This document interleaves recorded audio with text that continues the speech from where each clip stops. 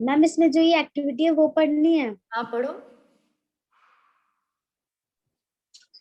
First step, take 2-3 crystals of potassium permanganate and dissolve them in 100 ml of water. Second, take out approximately 10 ml of this solution. Put it into 90 ml of clear water. Third, take out 10 ml of this solution and put it into another 90 ml of clean water. Next, keep diluting the solution like this 5 to 8 times. Next is the water.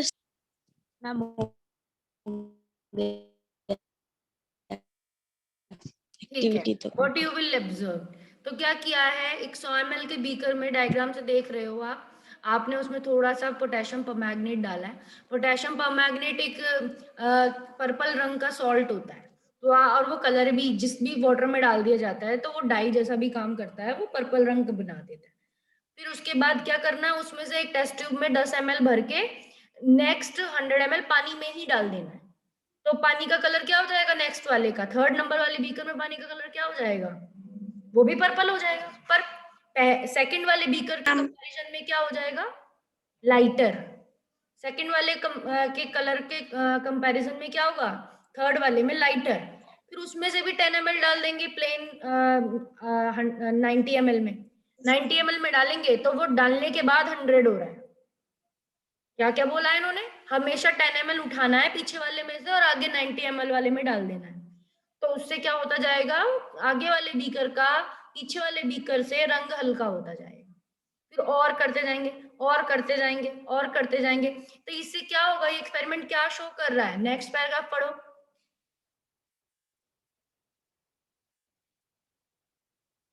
Next paragraph पढ़ो कोई भी बच्चा। This experiment showed that just a few crystals of potassium permanganate can color a large volume of water, about 1000 liters. So we conclude that there must be millions of tiny particles in just one crystal of potassium permanganate, which keep on dividing themselves into smaller and smaller particles. ठीक है, तो ये कहने की कोशिश कर रहा है कि कोई चीज क्रिस्टल है, कोई चीज सॉलिड है, कोई सॉल्ट के क्रिस्टल अगर हमारे पास हैं, तो इतना कम सा सॉल्ट भी इतने सारे वॉल्यूम ऑफ पानी को क्या कर दे रहा है, रंगीन बनाने के लिए काफी है। इसका मतलब एक क्रिस्टल में बहुत सारे टाइनी पार्टिकल्स होते हैं। Clear, means one crystal has large number of tiny particles. Next पढ़ो, next paragraph. This experiment shows that just a few crystals of potassium permanganate can color a large. What? The same activity वाला paragraph, इसके नीचे वाला। Particles of matter have space between them. The same activity can be done using 2 ml of Dettol.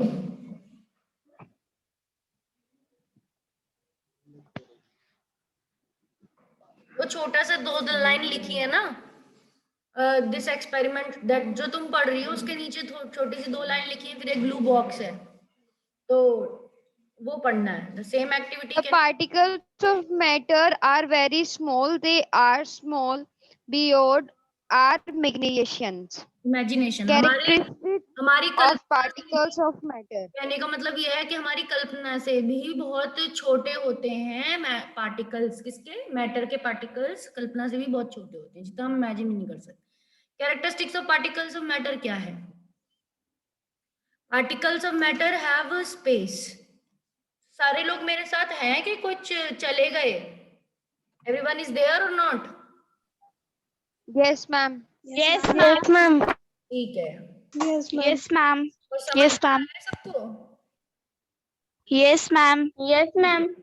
तो particles of matter have space between them, ये वाली activity, ये वाला paragraph पढ़ो, कोई भी एक बच्चा पढ़ो, जिसने अभी तक नहीं पढ़ा वो पढ़ो। In activities 1.1 and 1.2, Yes. we saw that particles of sugar, salt, Dettol, or potassium permanganate got evenly distributed in water. Similarly, when we make tea, coffee, or lemonade, nimbu pani, particles of one type of matter get into spaces between particles of other. This shows that there is enough space between particles of matter. Very good. तो इस छोटे से paragraph में क्या बताया, इसमें ये बताया कि हमने जितनी भी सोल्यूशन अभी तक बनाई, हम खुद या फिर हम घर में भी कोई सोल्यूशंस अगर बनाते हैं, चाहे नाश्ता पानी वगैरह, तो उससे क्या होता है, एक तरह के पार्टिकल्स, एक तरह के मैटर के पार्टिकल्स दूसरे तरह के मैटर के पार्टिकल्स के बीच की स्पेसिस में चले जाते हैं। तो इसका मतलब अगर कोई चीज कहीं चली जाती है, उसका मतलब वहां पे इतनी स्पेस तो है, देयर इज इनफ स्पेस कि वहां पर पार्टिकल्स, दूसरे पार्टिकल्स आ सके। भले ही मैटर के पार्टिकल्स बहुत स्मॉल है, beyond our imagination, but still उनके पार्टिकल्स में इतनी स्पेस है कि दूसरा तरह का मैटर उसके अंदर आ सकता है। क्लियर हुआ ये पॉइंट? Yes, ma'am. अब next Yes, ma'am. 1.2.2 Yes, ma'am. Particles of matter are continuously moving, ये वाला पढ़ो।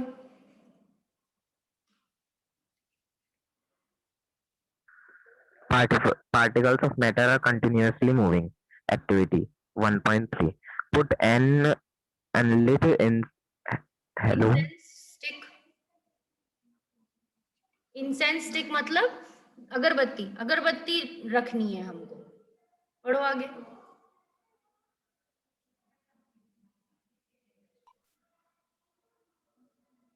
Put an unlit incense stick in a corner of your class. How close do you have to go near it so that it gets its smell? Now light the incense stick. What happens? Do you get the smell sitting at a distance? Record your observation. मगर अगर अगरबत्ती मैंने कोने में लगा दी तो मुझे कितनी पास जाना पड़ेगा उस अगरबत्ती के लिए, खुशबू लेने के लिए? या फिर अगर मैं बिल्कुल अपोजिट कोने में बैठी हूं तो क्या मुझे तब भी उस अगरबत्ती की खुशबू आ सकती है? Yes, ma'am. क्यों? Yes, ma'am. कैसे आ सकती है, क्या होता है?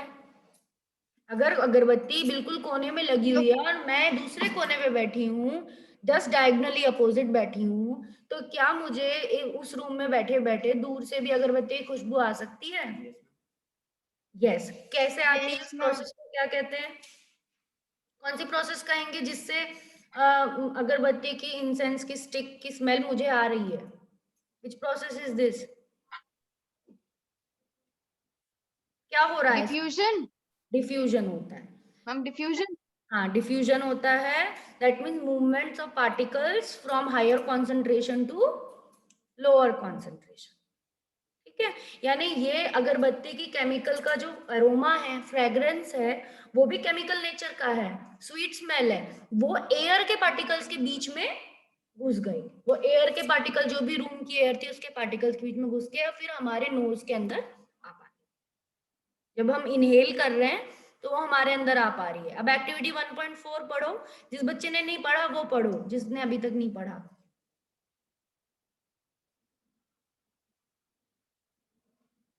जल्दी पढ़ो, इतना टाइम क्यों लगता है? तुरंत कहते ही पढ़ना होता है। Take 2 glasses beakers filled with water, put a drop of blue or red ink slowly and carefully along the sides of the first beaker and honey in the same way in the second beaker. Leave them undisturbed in the house or in the corner of the class. Record your observation. What do you observe immediately after adding the ink drop? What do you observe immediately after adding a drop of honey? How many hours or day does it take for the color of ink to spread evenly throughout the water? ठीक है, तो अब हमें 2 glass beaker लेने हैं जिनमें पानी भरा हुआ है। उसमें हमें 1 ड्रॉप ब्लू इंक की डालनी है, दूसरे वाले में रेड ड्रॉप इंक की डालनी है, और फिर हम उसको बिल्कुल साइड से डालने हैं, बीकर के साइड से। ऐसे ही क्या करना है, दोबारा से 2 बीकर लेने हैं, हनी अच्छा, दूसरे बीकर में अब की बार हनी लेनी है। ठीक है, leave them undisturbed in your house in a corner of the glass, class के कॉर्नर में रख देना undisturb. Record your observation, record immediately after adding ink drop and observe after adding drop of Honey.